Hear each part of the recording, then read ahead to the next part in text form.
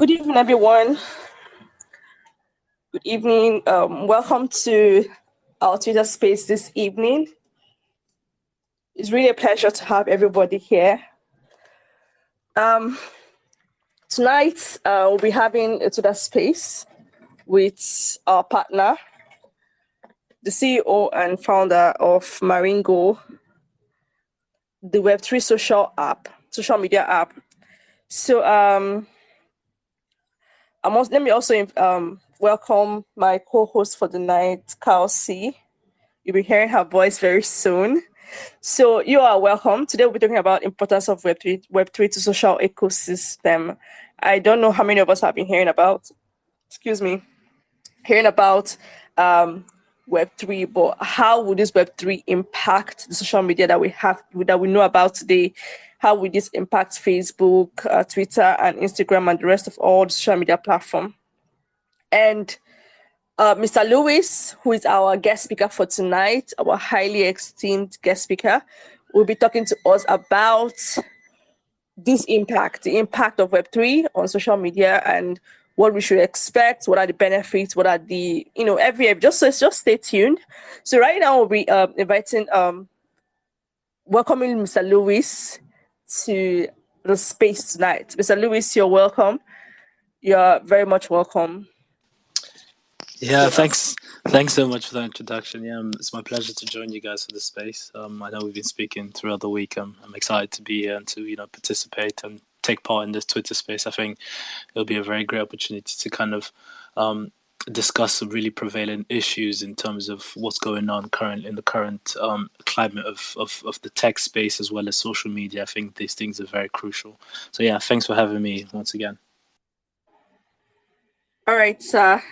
Thank you so much, sir.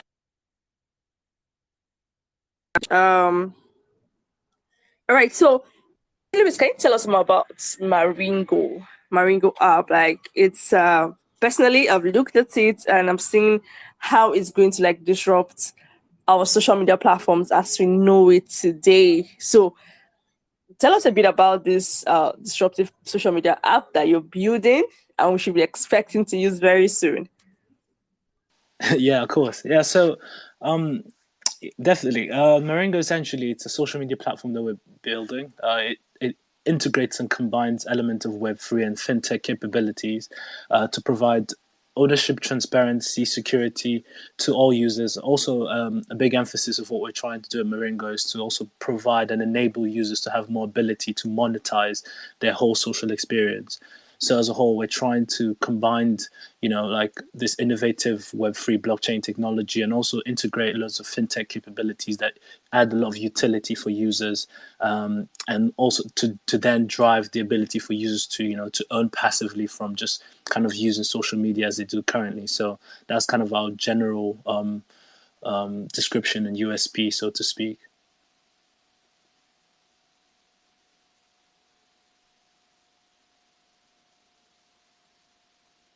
Awesome. Thank you. Okay, so that's really amazing. I'm personally looking forward to I love the disruption that Web3 is bringing. Okay, we're not saying that we're all there yet, like in Web3, but all the amazing innovations coming out, they're so super interesting and intriguing. I don't know who else is intriguing like me, but I'm super interested to see what is going to come out of Web3, right?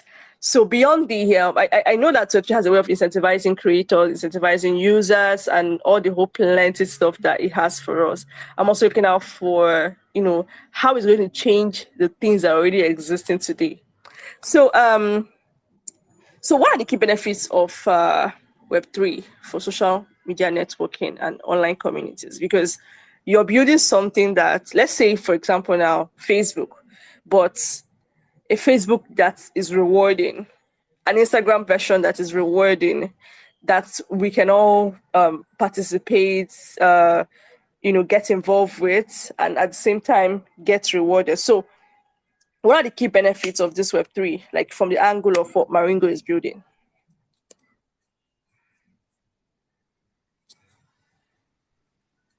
Sorry, did anybody hear me?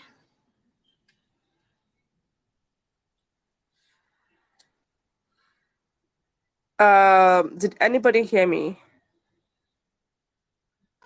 Hey, sorry. Yes. Yeah, sorry. Come again. I think my network cut out slightly. Sorry. Say that again. Sorry, I missed your question. Oh, all right. Okay, okay. So I was saying that I'm super intrigued and super interested in how Web3 evolves, especially how it disrupts already existing platforms. So I asked, what are the key benefits of Web3 for social media networking and online community with what Yeah, no, Maringo is definitely. bringing to the There's quite. table? Sorry. Sorry, it's fine. Yeah. Okay. Yeah. Sorry. Can you hear me? Sorry, I think I was having a bit of network issues. Can you hear me good now? Yeah, I can hear you. Okay, yeah. So in terms of Web3 and what it brings to users, especially in the realm of social media and kind of a lot of what we're bringing with Maringo, one of the first things is this idea of compensation. Like we're talking about like a user-centric economy.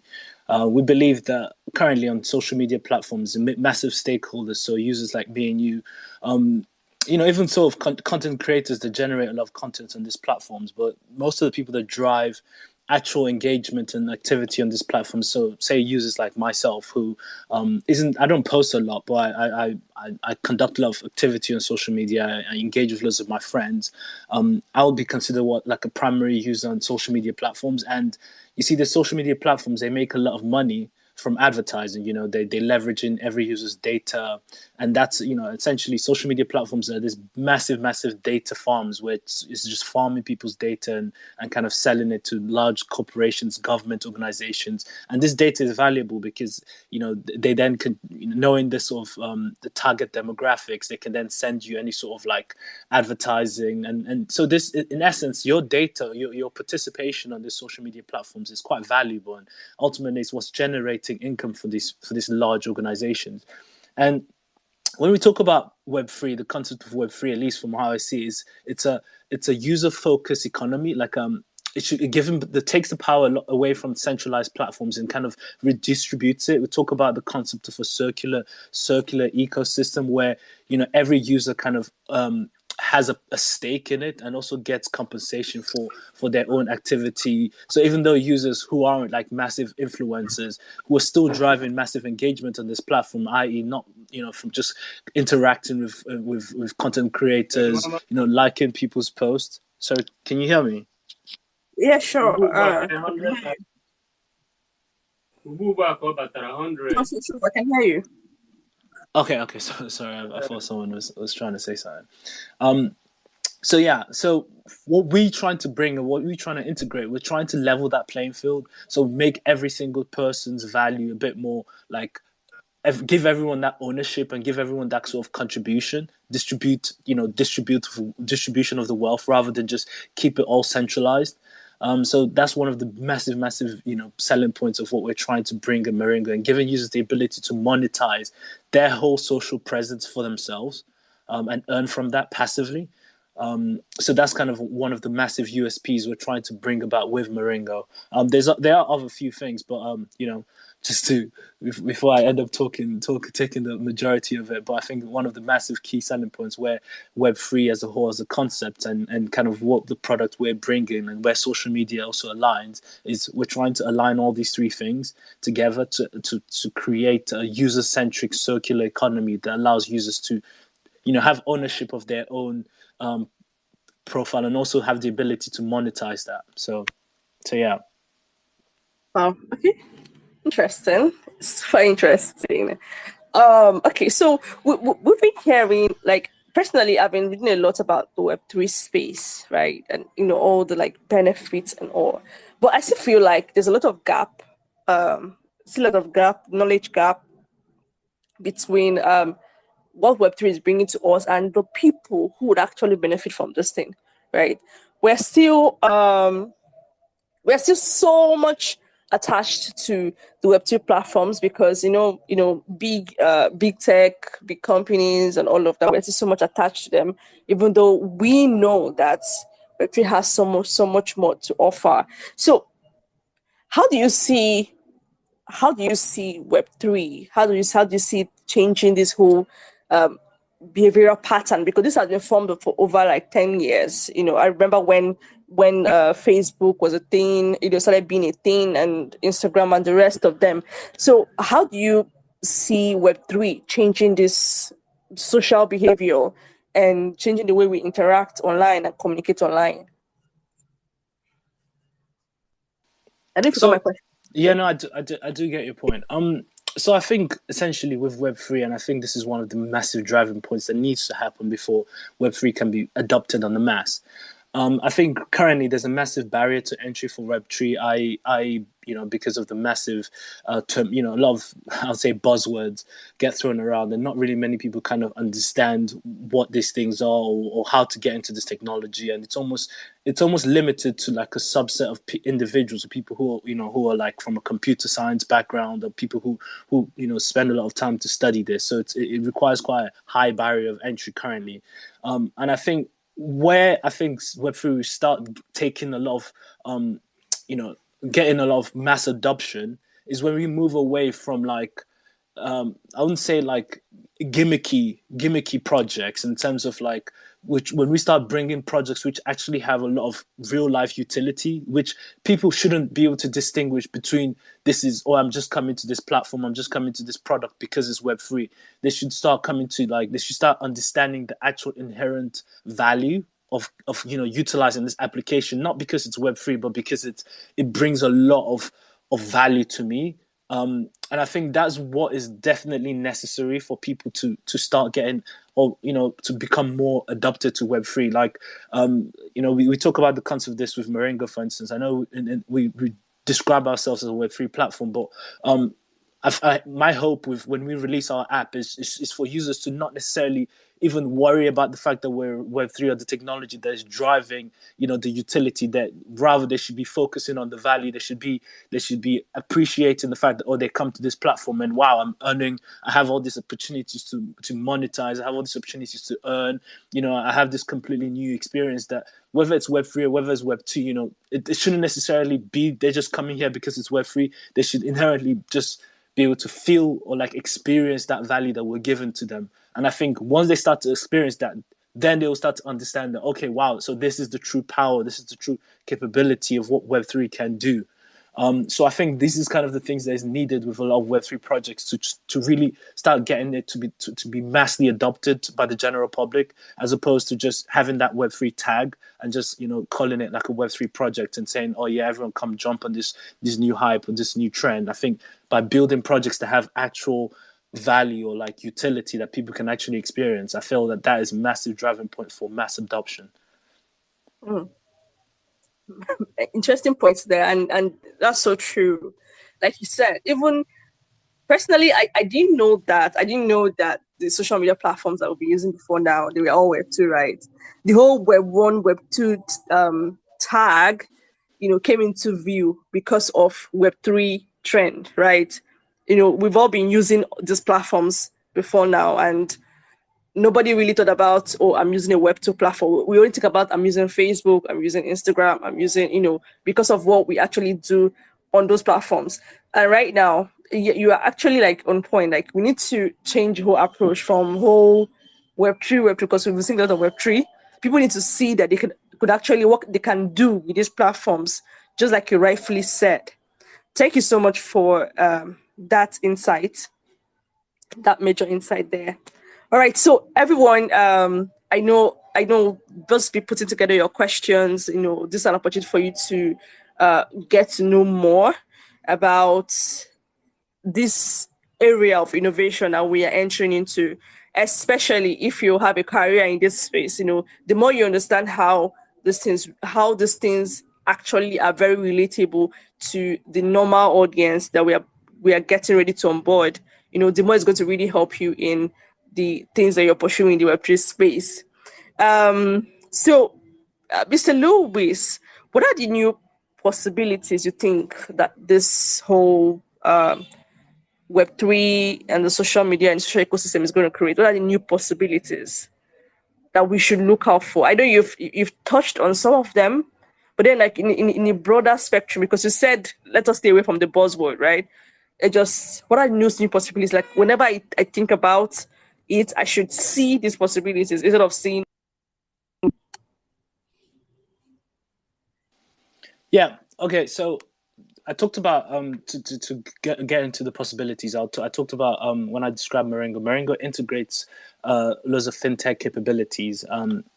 And the reason for one of these things, we're combining fintech and in a DeFi, decentralized finance method, is that, take for instance myself. So I'm currently based in the UK, and I'm Nigerian obviously, but like a lot of my team members in Maringo are based in Nigeria as well. So the issue of remittance is a big one, and so when you talk about like centralized finance and the concept of banking. Take the naira, for instance. Like when you have a centralized institution that governs the money, and I realized, I think recently they just completely stopped letting people like withdraw money in Nigeria. It came to my understanding that this was a thing that just happened recently during the election phase, and this is kind of one of the problems with centralized institutions when they're controlling stuff like finance. It's a massive it makes people completely powerless to regulations, like they have the ability to just completely withhold finance of people, and this has the impact of actually affecting people's livelihood massively. So one of the solutions, one of the new innovations that Web3 bring, it talks about like democratizing and decentralizing the access to finance, and it makes it such that no single individual or entity has the control of like restricting any other person's ability to to have access to funds, have access to their own, like finance. So this is one of the methods. This is just one of the ways which we're trying to allow, and this is going to be integrated on our platform where users can transfer, can transfer assets, they can trade assets, they can trade tokens between users on our platform in a very simple way. So there's the technical Web3 kind of method of transferring these tokens and transferring these assets. But on our platform, we're trying to combine that with something that's quite familiar, something that's quite everyone's currently uses or has experience using, which is like social media platforms. So you'd be almost transferring money will be almost as simple as transfer or like sending a message on Instagram or like sending a post on Instagram. And so we're combining these two assets to make almost simplify that process, but not just simplify it, but democratize it, giving every single person, every individual equal opportunity and equal access to these capabilities that centralized institutions currently aren't actually giving users the ability to do. The next one, sorry, is the tokenization of content in terms of copyright. So one of the big things, one of the big issues we wanted to address was restricting users from the ability to plagiarize other users on our platform. As a content creator, one of the problems as a content creator is that they're faced with is if say for instance you make videos, you make music, whatever sort of your art is or creative form is, when you go and put this on the social media platforms, say on TikTok or Instagram right now, is that you've worked hard to do this, and if all it takes is someone to just kind of copy your video and then post it again and repost it and not give you credit, so to speak, and they could benefit off your hard work without you getting compensation for this. So one of the technologies we're bringing within Maringo is the ability to tokenize these sort of like content for creators, and not only they can earn from it passively, but also we have a mechanism to prevent other users from plagiarizing it. So when you talk about Web3 as a whole, and this is kind of what I said in the previous prompt, we're not just saying Web3 as like this buzzword that everyone kind of uses and plays around with. We're actually tackling it from a user perspective of what are the problems that exist currently and how we're trying to face them. And Web3 is just a format of the technology that we're trying to leverage or utilize to solve these problems that people already experience and really add true meaningful value to users at the end of the day. So yeah, that's one of our big points at Maringo. It's about actually solving problems and creating value, not just buzzwords. So yeah, sorry, I went on a tangent, but yeah, definitely that's kind of I hope that answered the question. Yeah, it did. Especially when you were talking about the part of plagiarizing content, it's something that it happens all the time. We don't even pay so much attention to it because we are all both victims and the perpetrators of the act. When we see a content that we so like, we just simply copy and paste. As most of the times, people don't actually give credit, and then there's no way to even share any form of, because we Web3, we can monetize these things, and even if someone is sharing you whatever you've posted, you will still earn your royalties from those, from those activities. We Web3, but in Web2 right now, we're all just doing it for fun, and it takes a lot of time before you start monetizing anything. Maybe you've reached the celebrity status, which many persons don't even have the opportunity to get to that point. So yeah, that's like a very, very strong point. And I really wish to see this. I not wait for my children to to come here before I experience the benefits of this space, right? Um, that's like such an interesting point there. Thank you, Mr. Lewis. Um, and also, please let's share. Let's post this link. Let's share this space. Every other person. So, are you saying something, Mr. Lewis? I can't hear you. Can anybody hear me? Yeah, I can hear you. I can hear you. Sorry. All right. Okay. So just share this link. Invite your friends. Like, this is a very interesting space for me, and I believe for you also. So invite your friends to participate in tonight's space. There's one or two things you can learn about tonight's space. Like I keep saying, I've been emphasizing, if you're building a career in this space, you need to know all those details, because you need to know how to onboard your users, how to get your users to participate in this disruptive technology. So without further ado, so I want to ask, what do you think? Like, what made you come into the blockchain space? I did a bit of research about you, just a little bit, right? I don't not every high level, but just a little bit. And I was just curious, like, what made you come into the blockchain space? What intrigued you? What made you start thinking towards the whole Maringo app thingy? I get the whole idea of what you're trying to solve, right? But what was that first motivation that trigger, like, okay, I need to do this, I need to get into this space? Yeah, so to be honest, I came into the blockchain Web3 space by mistake. Not really by mistake. So my background actually stems from engineering. So I'm an engineer. So Yeah. there's a age old saying that engineers like to solve problems, and so I think that's kind of how the two kind of cross. But essentially, I did a loads. I actually wanted to go into more the finance roof of things. So I did loads of trading. As an analyst, and I did loads of forex trading as well back in the day when everyone was really on forex trading. I was really profitable there. Then then I started hearing about crypto, Bitcoin. This was probably way back in 2016, 17.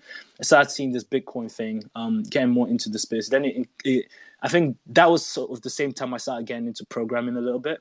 And so I started to notice and understand and appreciate this crypto and the actual the capabilities that it drove. And kind of what I said is the ability to sort of remove these centralized institutions, not remove them, but to facilitate and to remove that restriction that loads of centralized platforms have.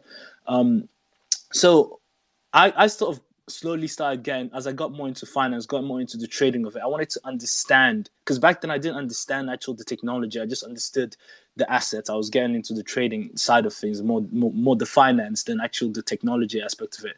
But it kind of made me curious, want to learn a bit more about the actual technology that drives this And so I started to learn more and more about it, and that's kind of how I ended up stemming into this Web3 blockchain space, which was around 2019, 2018, end of 2019 times.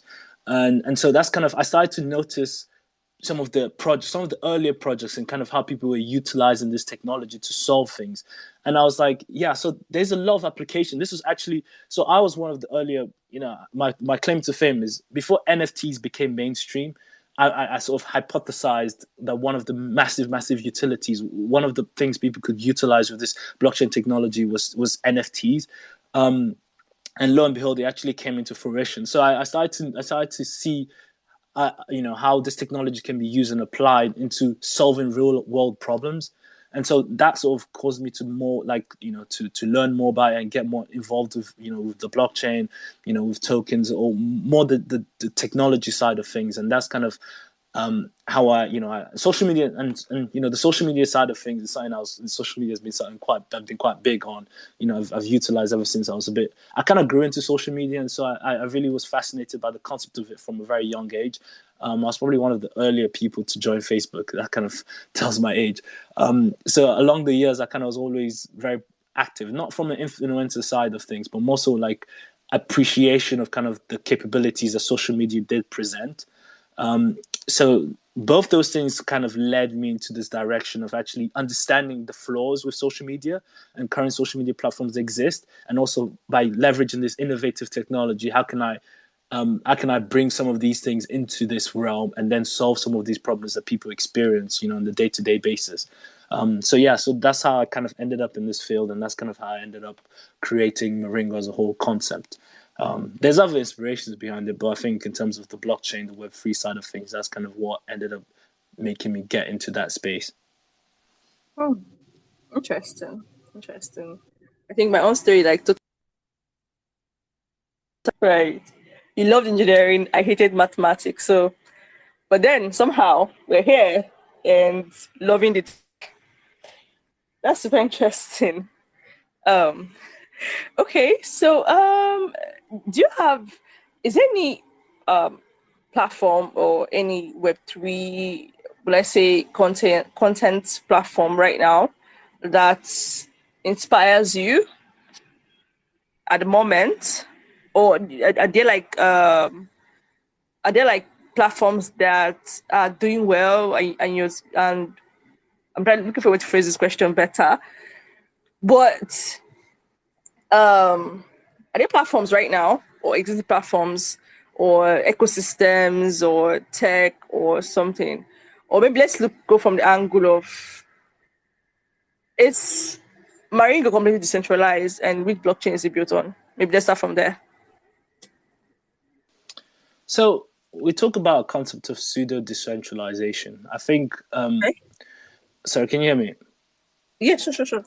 So if you look at companies like Binance, for instance, I feel although there's aspects of Maringo that's going to be decentralized, Sure. there's also going to be aspects of it that need to be centralized for safety security reasons. If you think about the concept of sharing content on a platform such as you know there's certain regulations that need to be passed on social media, certain things that you can't just give free reign to people to just kind of post whatever they need to post. And so for this, you need some sort of system in place, either through like regulations of of moderations, of some sort. It needs because the internet is a weird and wacky place, and there's a lot of weird and interesting people on the internet. And if you just create a social media platform and give free reign to people to post whatever they want to post, that could be the recipe for something quite destructive.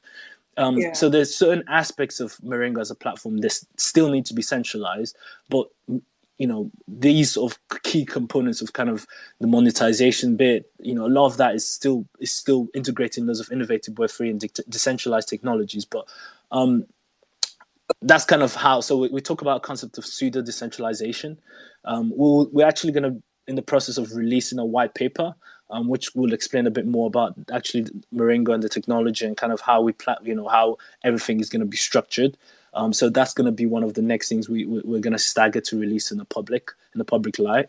But right now we're in the process of refining that and developing that, because like I said, it's an iterative process, which we're all the time speaking to people, getting more feedback, kind of how can we address certain things that people are, because we're not just building a solution and hoping people use it.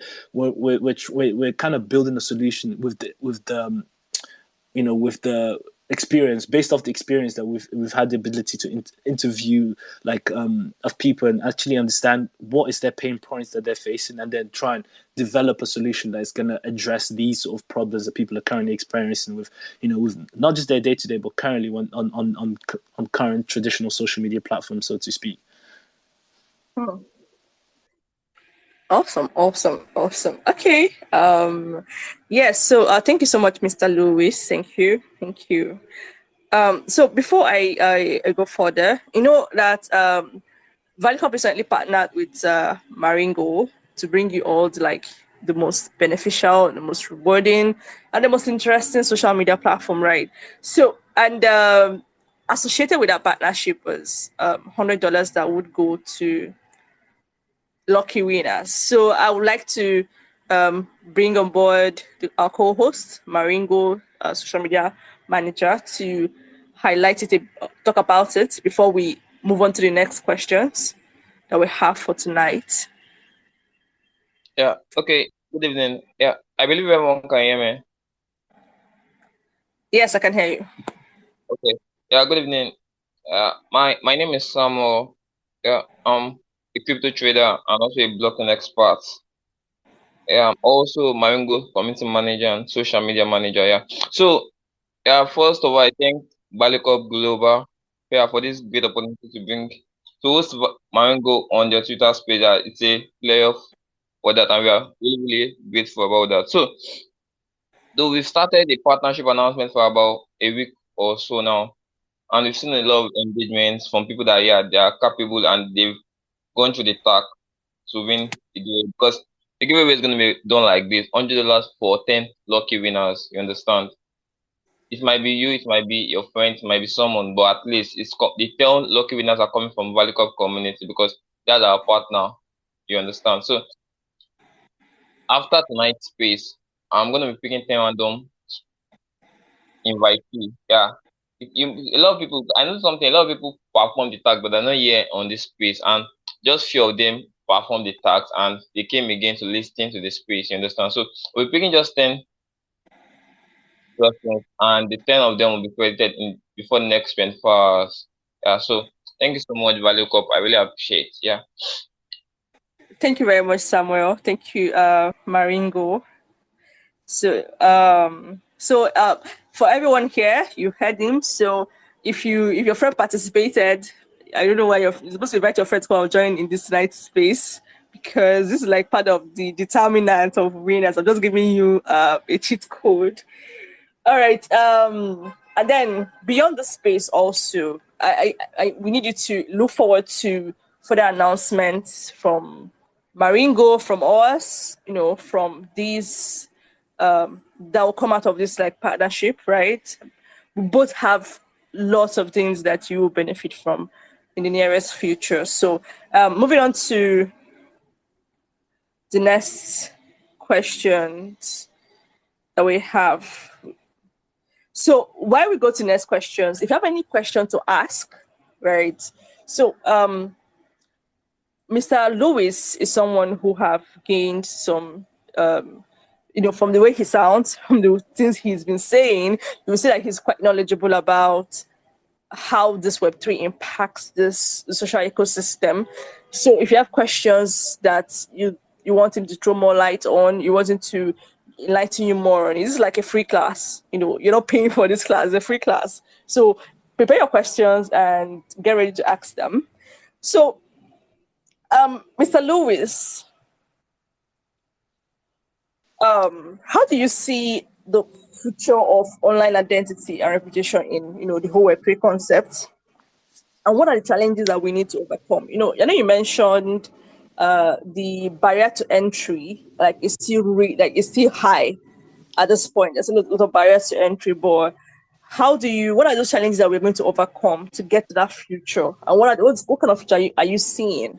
I think I remember, I don't know how long it took for us to transition from Web 1 to Web 2, but after a while it went like boom, and everybody's just like, Facebook became talk of the town, Instagram became talk of the town. But I knew it took some years from time they came out to time they were adopted. Even WhatsApp, I know when we moved from BB chats, BlackBerry chats to WhatsApp, from to go to WhatsApp and all of that. So, what kind of future are you seeing for this whole Web3 social ecosystem, and what are the challenges that we're going to beat to get there? Yeah. Okay. So no, thanks for that. So I believe looking at the trajectory of the past, looking at the timeline of the past, and talk about the first Web2 social media platform actually.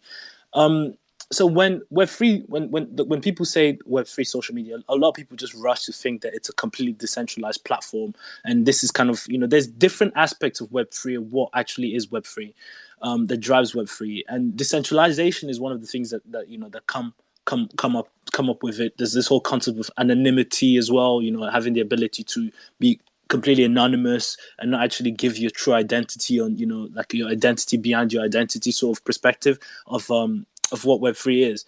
And actually, when Web2 social media platforms started, it still leveraged a lot of Web1 technology. And it wasn't this whole new complete revolution of people just forgetting about what Web1 was, or like just jumping on every single thing that was innovative at the time. I think it still leveraged on a lot of technology from the past, like loads of static stuff. Obviously starting to progress more and more into dynamic features, and even to what we have now, loads of like dynamic applications. But it still leveraged some of the Web1 infrastructure, some of the Web1 technologies that were present in the past. And so when we talk about mass adoption of Web3, it's not just a complete flip of a switch. It's not just like 3, 2, 1, go. Let's all completely start using, this really, really decentralized platforms that everyone is anonymous. Everyone's using blockchain. It's this sort of like slow, gradual progression. We'll still integrate.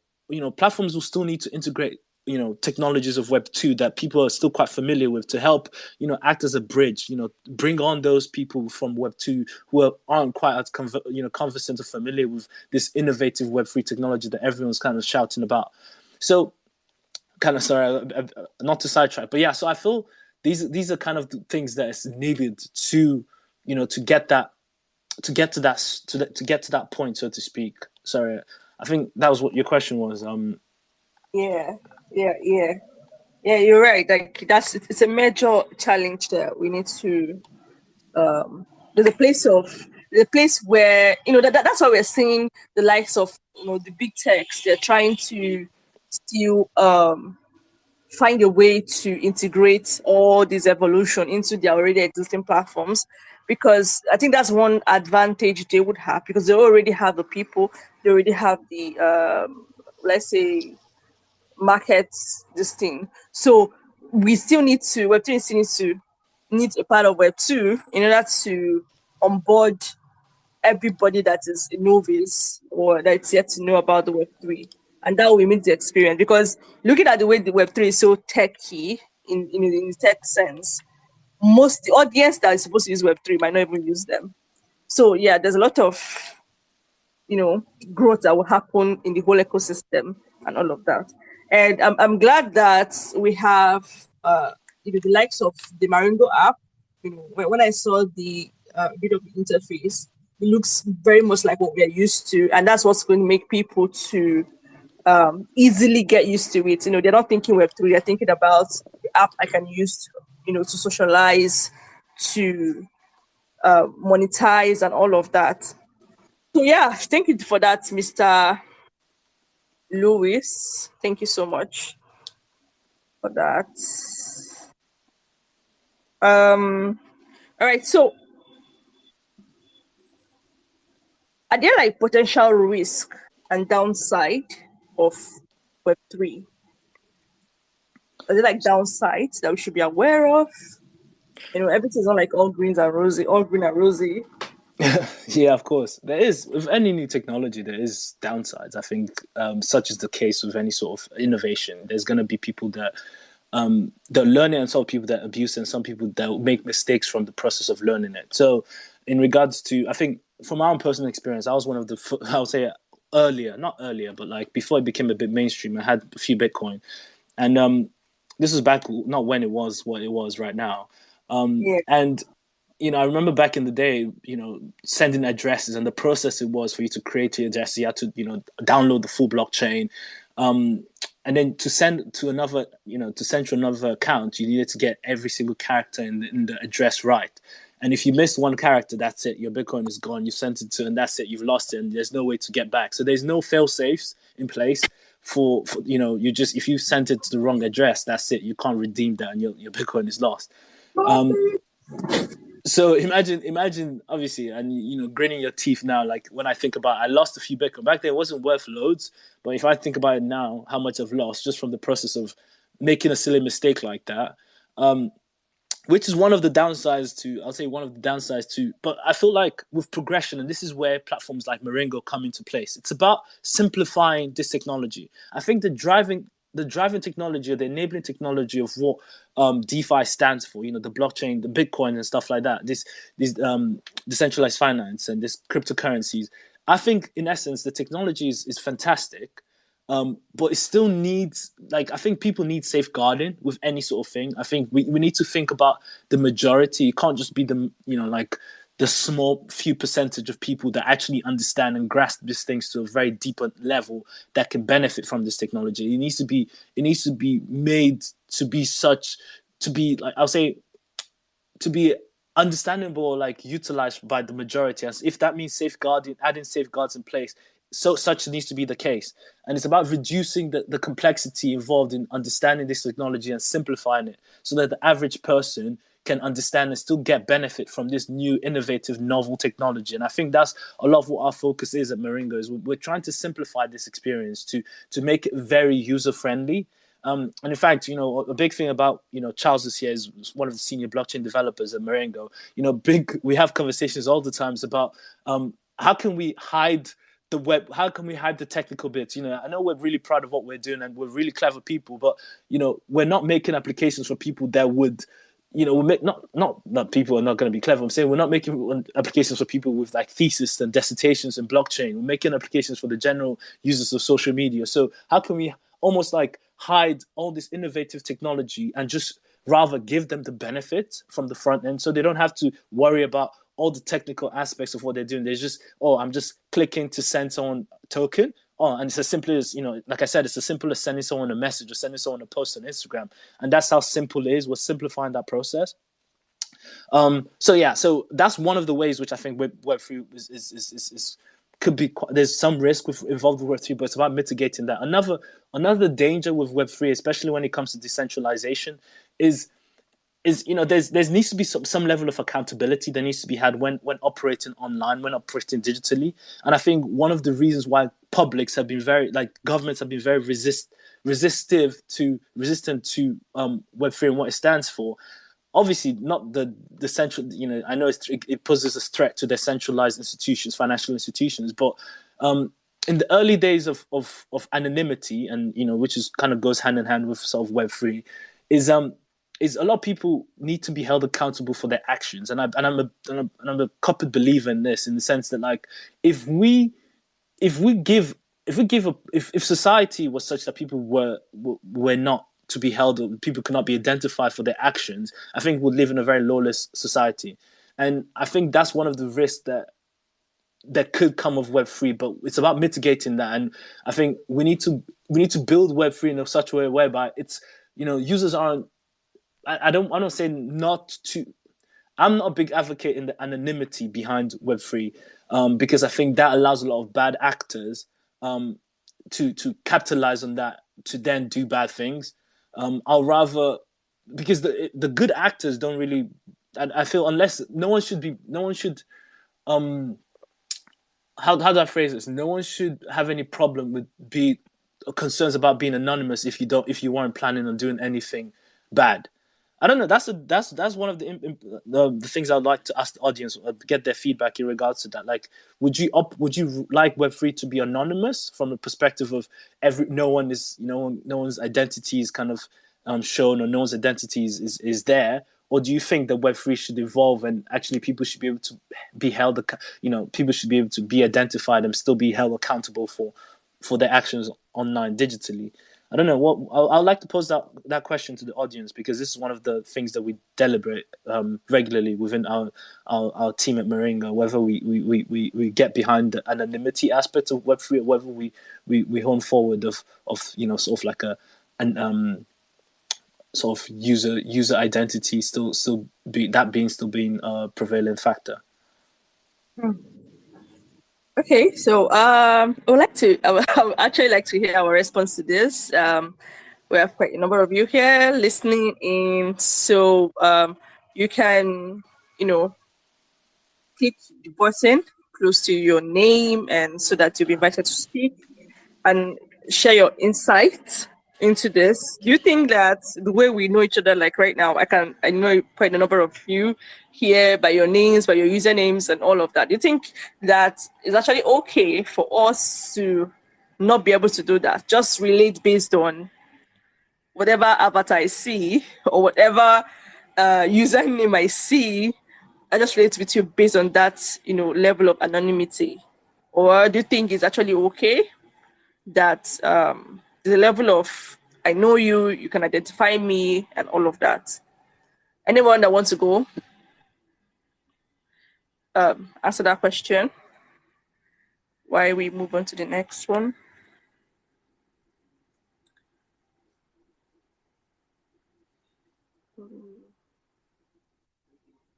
Okay. All right.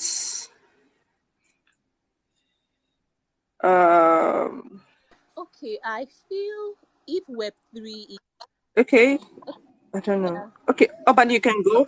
I Yeah. feel the anonymity might make it difficult for let's say the people who are not into this Web3 whole thing, those people that still just I'm a normal Instagram user, I'm a Facebook user, for them to easily migrate to Web3. They would want accountability. They want to be able to hold on to something like who can I hold accountable if I'm carrying out a transaction, and also I feel it would be easier to get people more into Web3 when there's accountability. That's what I would say though. But maybe when we find out that many people have already come on board, are used to the whole thing over time, then we can become anonymous. But as it's coming up, you understand, like it's a progress. People are not just going to just easily migrate to Web3 like that when there's anonymity. That's what I think. Okay. Thank you so much. Thank you, Obandi, for that input. Suraj, Suraj Kumar. You want to say something? You want to contribute? Okay. Bowie, you can go. Okay, good evening, everyone. Yeah, good evening.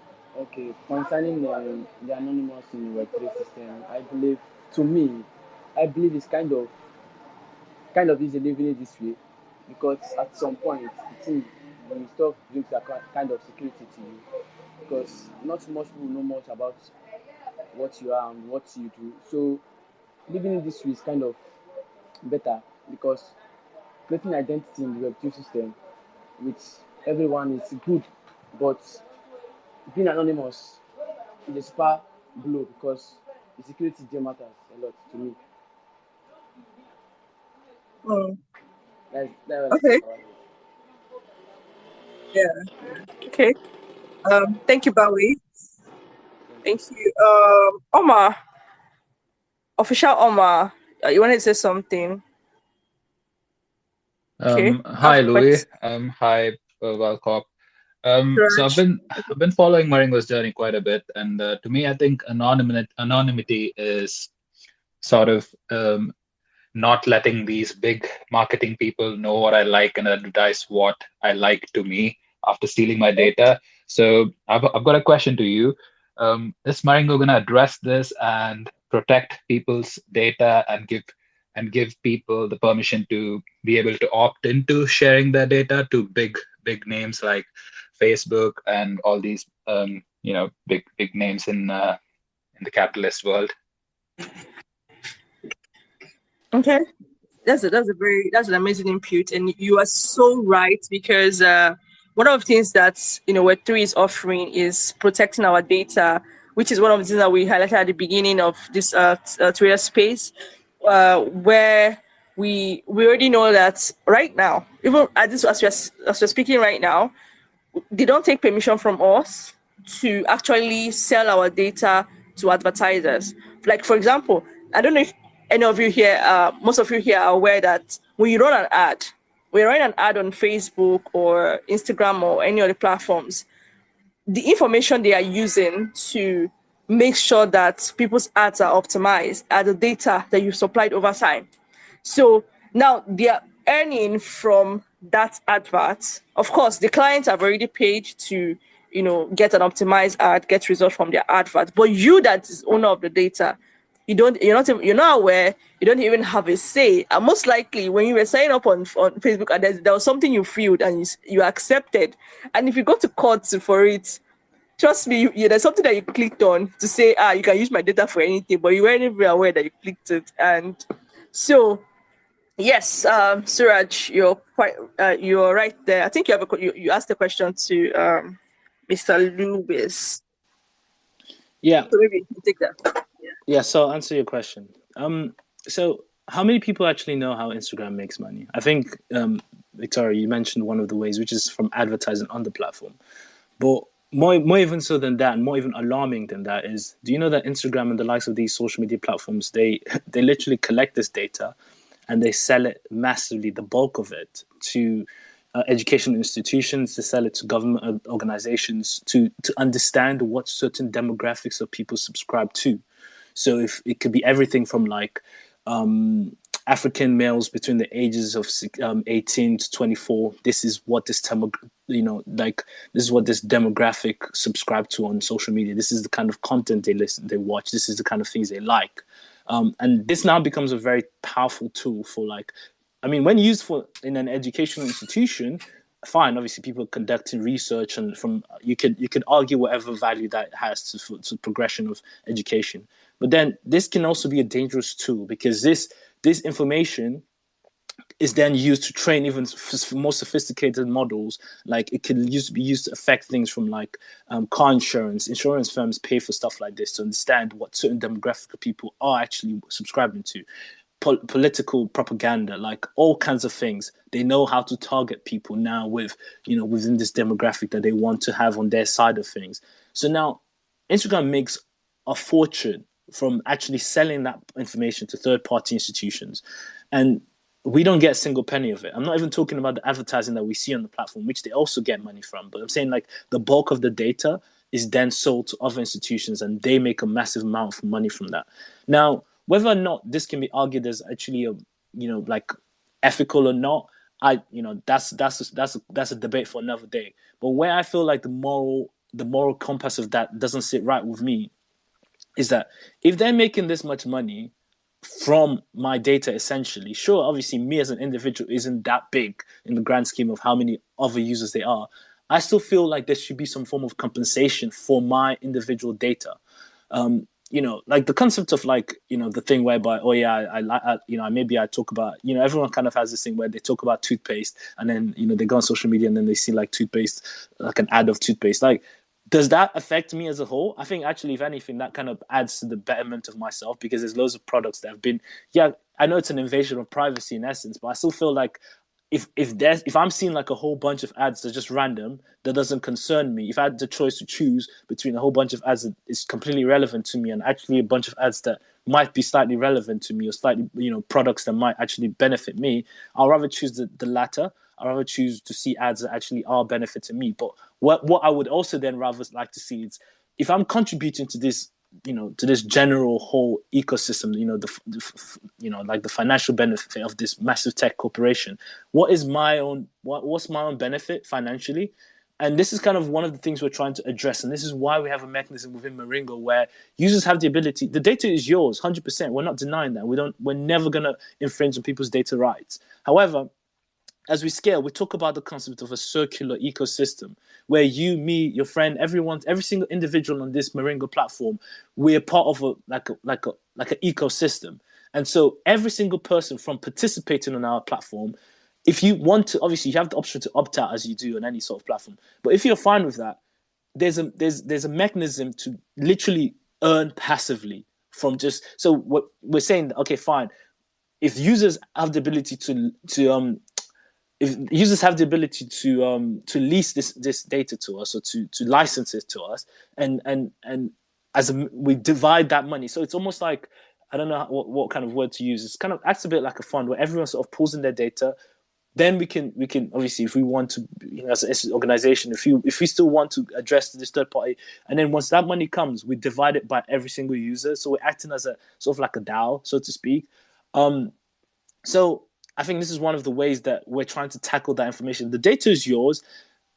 It's yours to do, but if you want to give it to us, if you're okay to opt in, then there's a direct mechanism for you to monetize that and actually earn passively from being on Maringo and doing exactly what you're doing on other sort of platforms.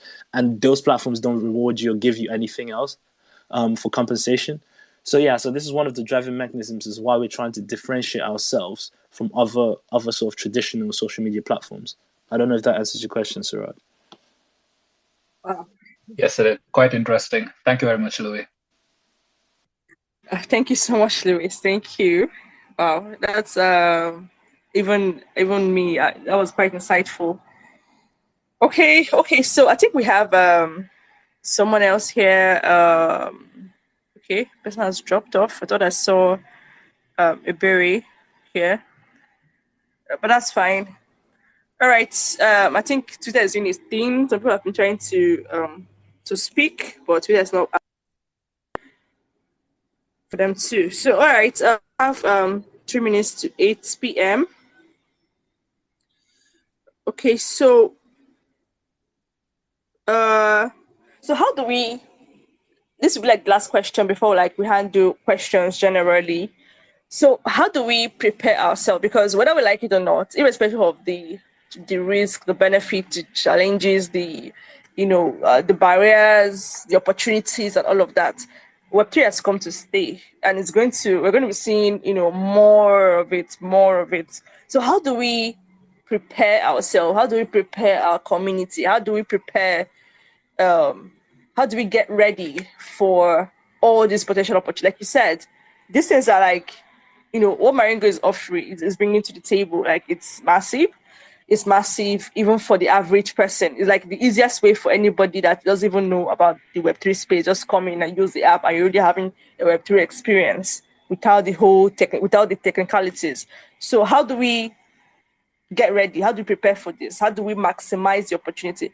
How do we position ourselves to get the best of this evolving tech?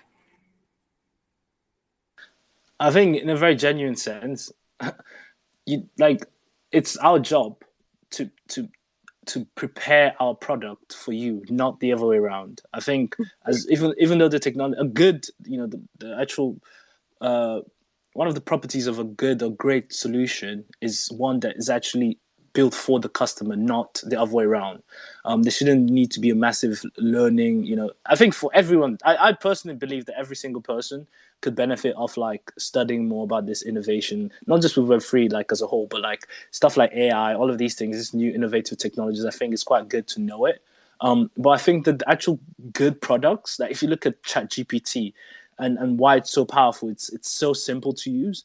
And it's all about that simplicity of users. If it was like a platform that needed loads of people to go and like learn or write code or to to do their prompts, they're taken away massively from the actual like the user experience. And so I think it's the job of the product or the company, the team or the business, to make their products so simple and so accessible that users don't even have to learn anything. It's an experience that people are already familiar with when they onboard. And I think this is kind of our goal. What we're trying to do with Maringo is that, yes, we're bringing all this innovative Web3 technology, but you shouldn't worry about that. That's all hidden in our backend. That's Charles's job to worry about.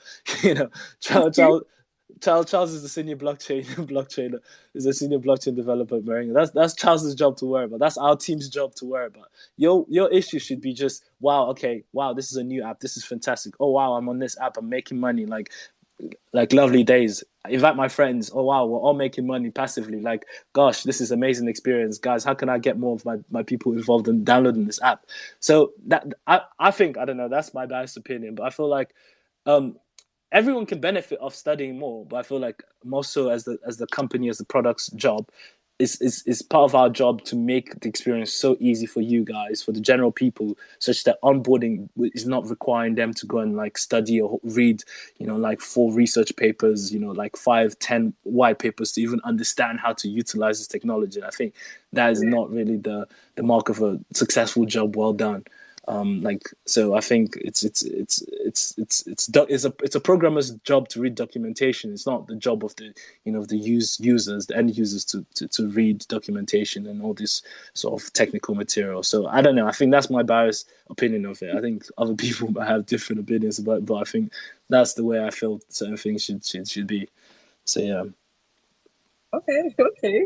That's a great one, and I can totally relate. And you're so right. It's all right. Okay. So everybody, you've heard it. You've heard about it. So keep your eyes peeled out, ready to start using Maringo as soon as it's out. I have official Omar and Bowie. Okay, I think Bowie has spoken. I don't know if you have something else to say, but official Omar, you can go ahead.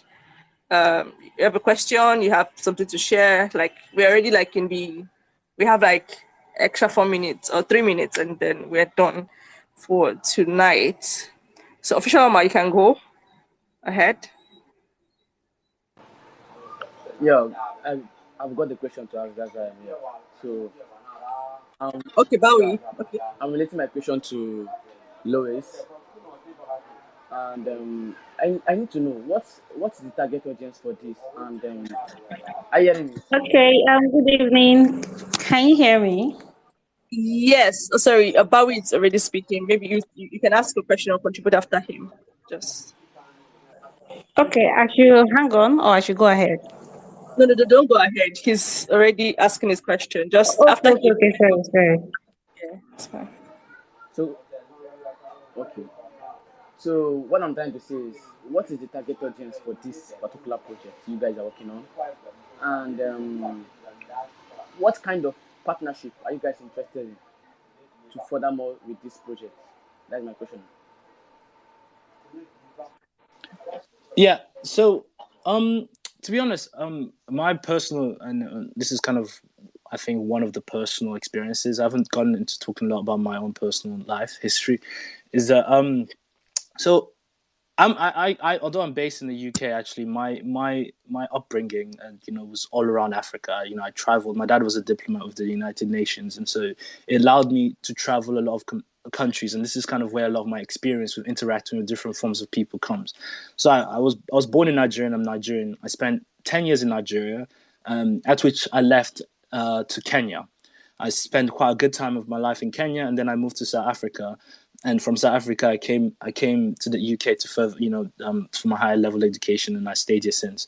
So I have a very good understanding of Africa as a whole, and I got the opportunity to see Africa develop, and not just from from a Western African's perspective. I got the opportunity to see from an Eastern African perspective the amazing stuff they're doing with their fintech applications there. With stuff like M-Pesa, and I was able to live through that as it was being introduced as in its core sense.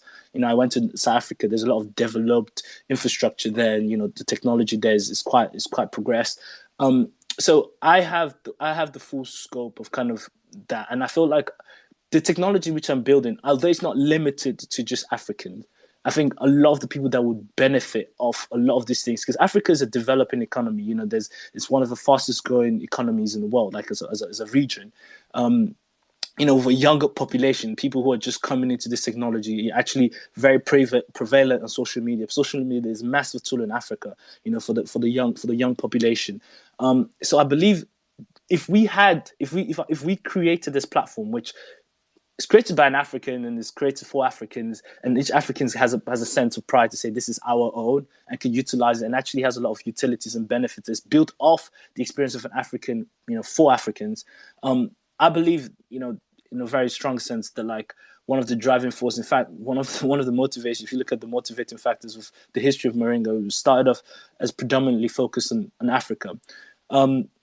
So I think for the use case, that is kind of what we're targeting, and those 3 countries, especially Nigeria, Kenya, and South Africa, that's going to be a lot of where our focus early onboarding users are, and obviously that's not limited. We can expand and scale, but although I was saying it's targeting Africa, it's not limited to just Africa, because the actual utilities we're building with Maringo is stuff that, people like me who are in the UK, for instance, or people in the US can also utilize to leverage to to send remittance back to Nigeria, to transfer funds, currencies back to that, to whatever currencies are, and even people that are within here can utilize within themselves, because these concepts aren't just limited to Africa. I think what Africa is going to benefit massively from it, it's not just limited to Africa. This idea of content creators, like actually getting compensated for their content. Every single person actually getting a stake in an ecosystem that actually pays them and gives them the ability to monetize and earn passively. These are concepts that are greater. However, for a lot of our early adopters, we're really focusing it down to that market. So yeah, I don't know if that answers or addresses your question. And I think you asked what kind of partnerships are we looking. We're really focusing right now on a lot of communities that are driving a lot of value. Communities that are like I'll say like founders of communities that drive a lot of value within their community, to educate them about innovation. Target very focused groups. We want to drive, because these are the kind of communities we want to hopefully reach out to and partner with, because the hope is we can hopefully onboard all members of this community to our app once it's loaded, once it's done, because they're then exchanging and giving them a mechanism for their users to actually create value and earn passively as well. So this is kind of the idea behind what we're trying to strategically looking at from a marketing and also partnership point of view.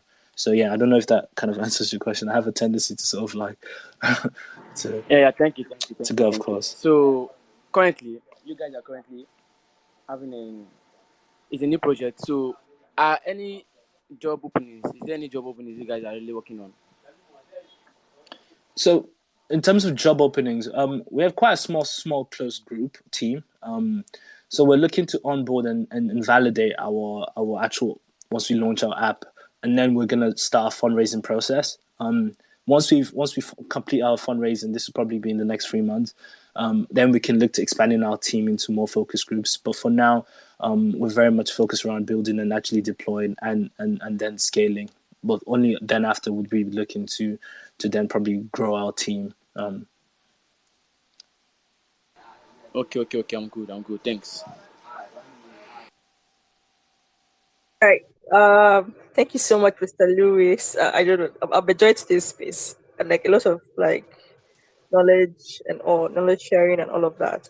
So, official Oma, please can you go now so we don't like stretch the time? But we already have. Okay, thank you so much. Can you hear me? Yes, I can. We can. Okay, so when you were talking about Web3, and I was just considering Web3 from the aspect of business opportunity. And when you talk about Web3, I know there are some advantages and disadvantages at the same time, like Mr. Lewis pointed out. So, but when it comes to adoption itself, I think for me, I mostly focus on the business opportunities it gives everyone. For instance, in Web3, you don't need to be okay. For instance, if you go to Google and you're trying to look for the top companies, you see Facebook, Microsoft, and the likes. But in Web3, there are no such things because everybody has equal opportunity. So if you are holding a business, maybe you have a business that you like to promote on social media. So we have our own Web3 social media, just like Maringo, right? So just like Maringo.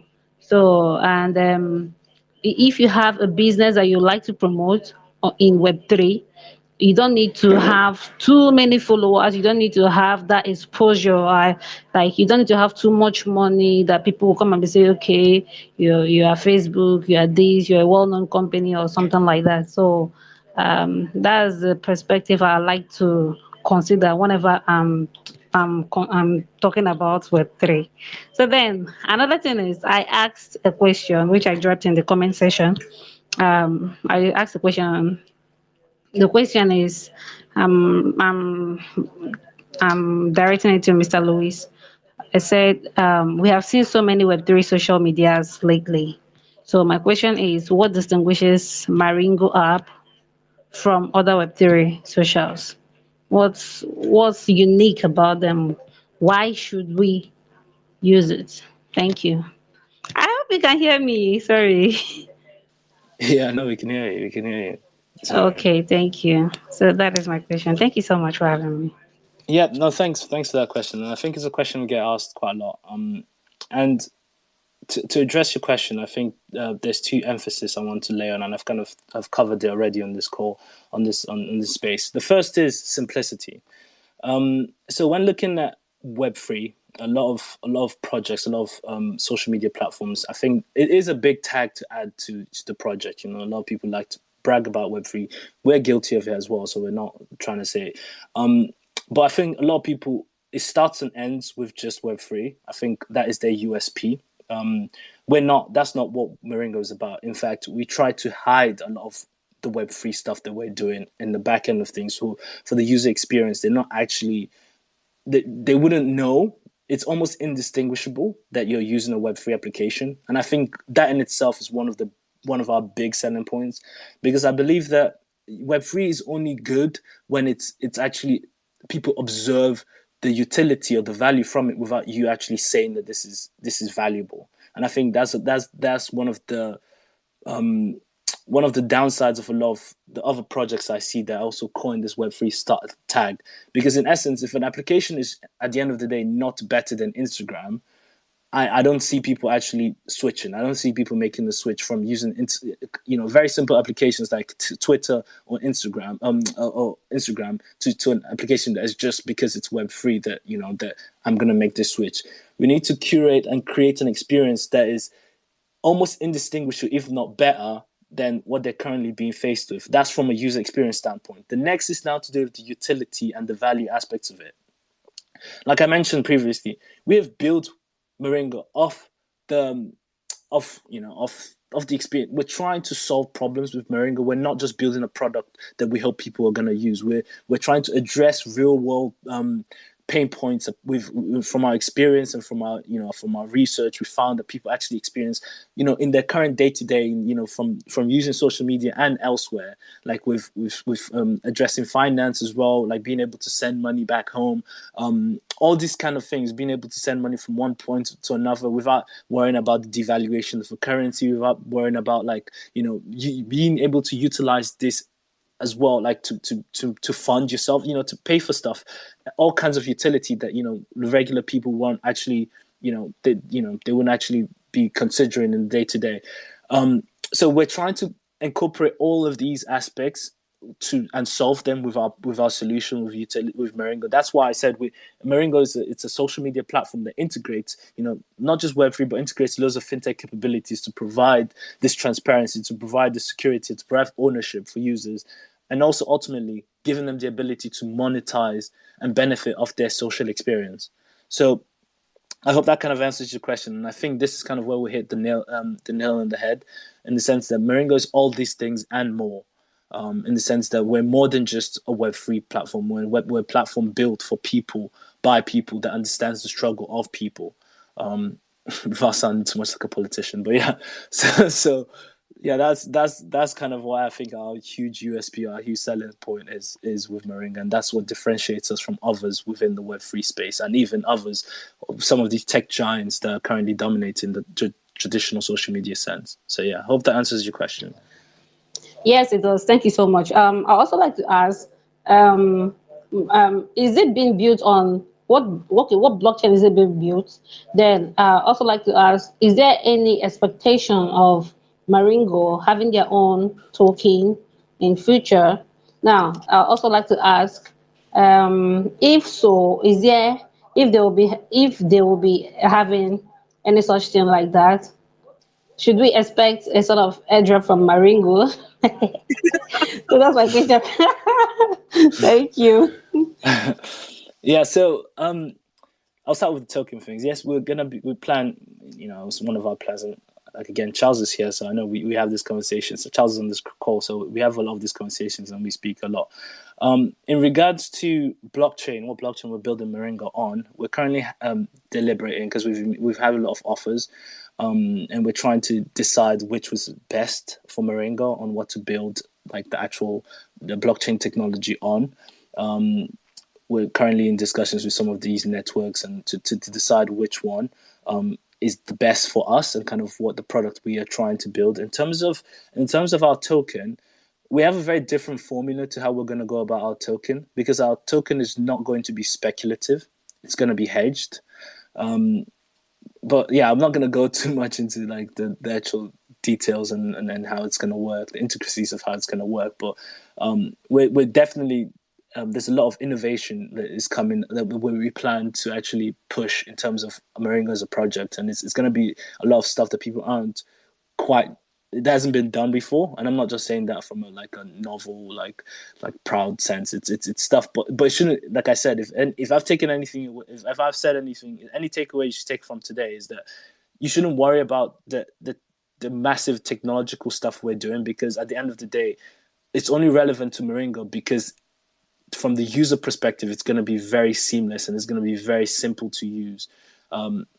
But that being said, we're going to be releasing a lot of this information in our white paper in the weeks to come.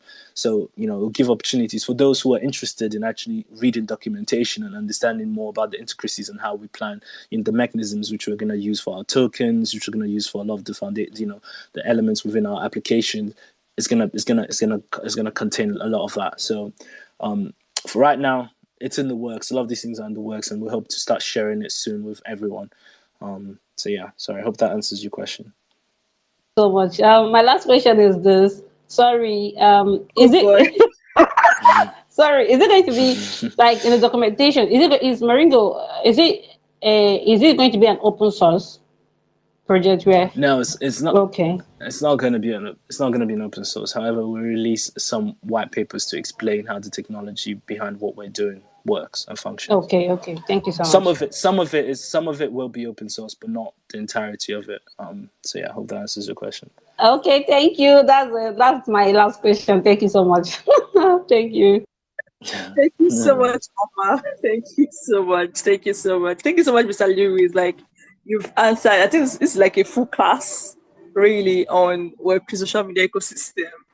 And I'm really excited about the fact that you're going to be using an app that you enjoy using without, the worry. Maybe someone has to remind you that it's Web3 before you know, oh, it's a Web3 app, but that will show how comfortable you are with using the app. So before we wrap it up in the next 120 seconds, actually, I missed out on some of these questions, which we've already addressed, but just for this thing, just for taking notes sake, someone asked about the safeguards you talked about in Web3, which I want to say is in effect simplify it for everyone as to avoid users losing funds and all. Does that not go against the idea of decentralization, or is there a way to resolve that? I don't know if you get the question. Sorry, say the question again. Sorry, I wasn't. Say that question. We talked about the safeguards. We still need some sort of let's say regulation, control, and all of those things because of the anonymity part. So he's asking if we put in all the safeguards that you talked about in order to simplify for everybody against losing funds, wouldn't that go against the idea of decentralization? So the way to see safeguards are like training wheels on a bicycle. So training wheels are there for those who need it, and then for those who don't need it, they can take it off. And so this is kind of the way we'll address safeguarding, especially when it comes to Maringo. So for those who are familiar with the technology, it's very similar to, you can just you can take it off and you can use it as simple as like how, if you're familiar with it, it's indistinguishable. But those who are still new and just trying to learn, we have those safeguards in place because obviously it's to protect them. So think of it like training wheels on a bicycle. That's the best analogy to use. So yeah, hope that answers that question. All right. Okay. Yeah. So I'm trying to rush here now, so you don't overstay too long. Someone asked, I really need to know how Maringo will aid its users in allowing them to get paid by using Maringo. Basically, we as end users have enriched a lot of platforms. So, what packages does Maringo have for us? This is a question from someone sent like an hour ago. So make sure you follow us on social medias. Firstly, because we're going to be releasing all this information. One of the things we're currently, that's scheduled to drop on our socials soon is different mechanisms which users can actually utilize Maringo to monetize. To leverage and monetize off their social experience. So this will further detail explain all the different avenues which a user, be it you the kind of person to make content, you can actually mint that on our platform and earn passively from it. If you're just a basic user, you can earn passively from just staking or like licensing your data. There's different mechanisms to kind of monetize off Maringo. So the best form before because I know we're kind of pressed for time. Follow us. Make sure you follow our social media. We're available on Instagram, Twitter, LinkedIn, and we also have a Telegram community as well, where we're going to be posting more updates for users to get more familiar and get to know actually what we're doing with Maringo and how they can benefit off our application. So yeah. Sorry.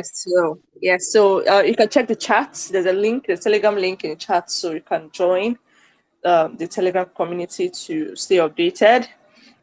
All this amazing update that's going to come very soon. So I think the final one is will Maringo initiate an education session in their app on how to navigate Web3? Like, are you going to set up any education series to simplify the whole process for people?